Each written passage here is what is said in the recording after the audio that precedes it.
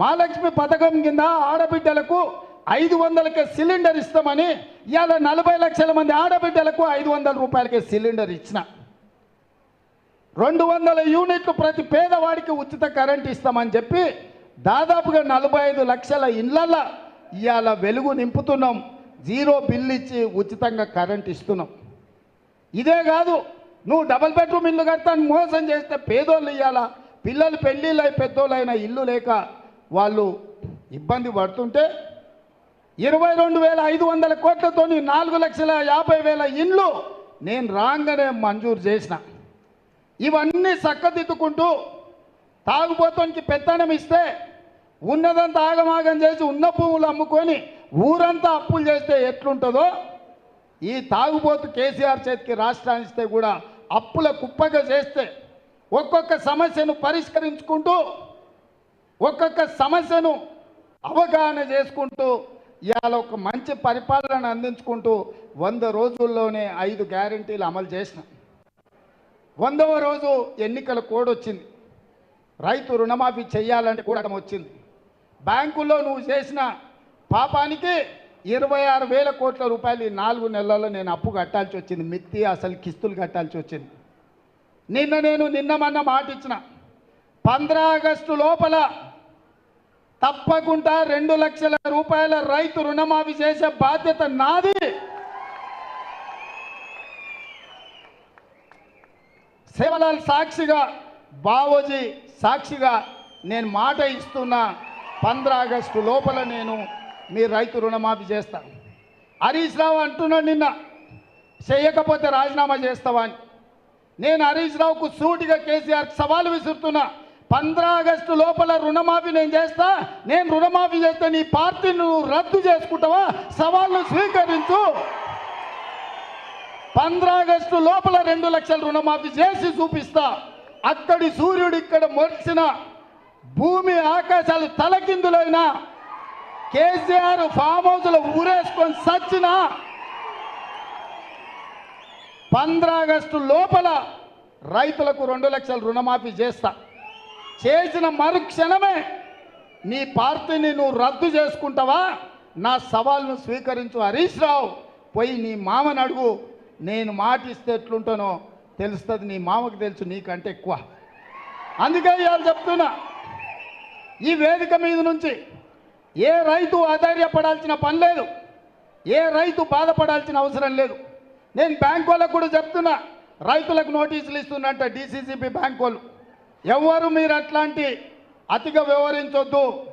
మిత్తితో సహా అనా పైసతో సహా మీ పైసల్ని 15 ఆగస్టు లోపల తెలంగాణ ప్రభుత్వం చెల్లిస్తుంది. మీరు రైతులను ఎవరినైనా ఇబ్బంది పెట్టే కార్యక్రమం చేస్తే ఈ ప్రభుత్వం చూస్తూ ఊరుకోదని చెప్పి బ్యాంకు అధికారులకు, కోఆపరేటివ్ బ్యాంకు అధికారులకు కూడా నేను స్పష్టంగా విన్నవిస్తున్నా. మాది జిమ్మెదారీ రైతుల తరఫున రుణమాఫీకి మీ అప్పు చెల్లించేది. 15 ఆగస్టు లోపల నీకు అప్పు కడతాం. మా రైతుల పాస్ పుస్తకాలు విముక్తి చేసి ఇంటింటికి వాళ్ళ దగ్గరికి పంపించే బాధ్యత మా ప్రభుత్వం తీసుకుంటుంది. ఆనాడు కేసీఆర్ ప్రభుత్వంలో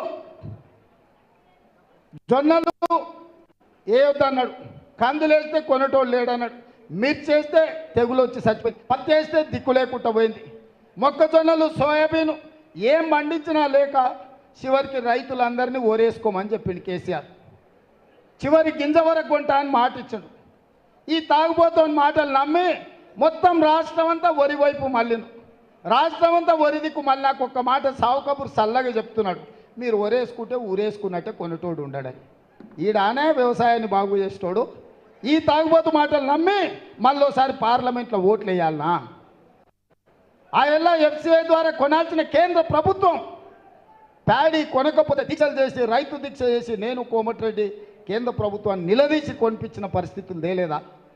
అందుకే ఈరోజు తెలంగాణ రైతులు పండించే వడ్లు కొనుగోలు చేయడమే కాదు, 500 రూపాయల బోనస్ ఇచ్చి మీ వడ్లు కొనే బాధ్యత మాది. ఎవరు వడ్లు పండించుకుంటారో మీరు పండించుకోండి అని చెప్పి నేను రైతులందరికీ విజ్ఞప్తి చేస్తున్నా. అందుకే మిత్రులారా, ఇవాళ రాష్ట్రంలో అన్ని నియోజకవర్గాలు కుటుంబ పెద్దగా అంటే PCC అధ్యక్షుడు ముఖ్యమంత్రిగా నాదే. కానీ పెద్దలు చెప్పిన ఇంట్లో గెలిచి రచ్చ గెలవాలని మరి మన ఇల్లు కొడంగలే కదా, మన కుటుంబం కొడంగలే కదా, మీరే కదా నా బలగం, నా బంధువులు. ఇవాళ మీరు 50,000 మెజార్టీ ఇవ్వకపోతే రేపు అసెంబ్లీలో పార్లమెంటులో ఏమంటారు?